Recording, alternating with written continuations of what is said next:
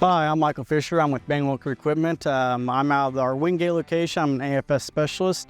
Today what I want to talk about and show is Accuturn on a AFS Connect tractor. Accuturn's been around for a while. Kind of what Accuturn is it sets up so the machine turns at the end of the rows by itself, kind of eliminating any operator fatigue and kind of keeping focus on what's going on with the machine.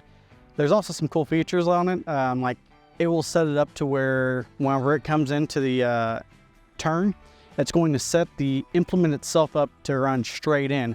That way we're eliminating a bulk row. So, okay, we'll go in and we'll kind of show you how to set this up. To set this up, initially what we have to do is we have to have our boundary around the field. If you need to record a boundary, you can hit this box right here. It's going to be the same spot for the headland as well. We'll click on our boundary and then we'll end up recording our outer, and then you can set it up on your right or your left if you don't already have boundaries. Now, since we already have a boundary, all we have to do is we set up our headland, and since it's going to use our boundary, we'll go ahead and hit start. Typically, unless you know you're going to be running this way, I end up just doing the entire field as a headland. And then you can come up here and you can decide if you want 1 pass, 2 passes, or 3 passes based off your headland. Most time you should be able to get by with 2. Since we're on a 40-foot planter, we're just gonna, give ourselves plenty of room. We're gonna stick at 3. So only apply. Now for our Accuturn, we'll come over to it and we'll hit our settings, and we may have to end up coming over here if it's not set up and turning it on here. As long as it's unlocked, it has to be unlocked. But we can go into our settings right here. So we'll scroll down.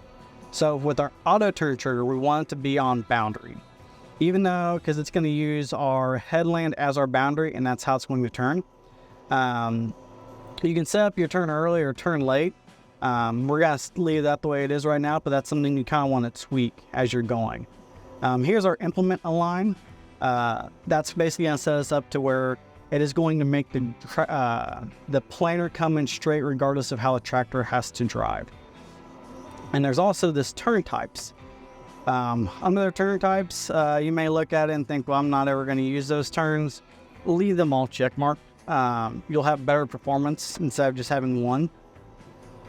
So we'll probably keep our planned turn speed at auto instead of manual, unless you are doing a lot of slowing down whenever you come to the end of the field.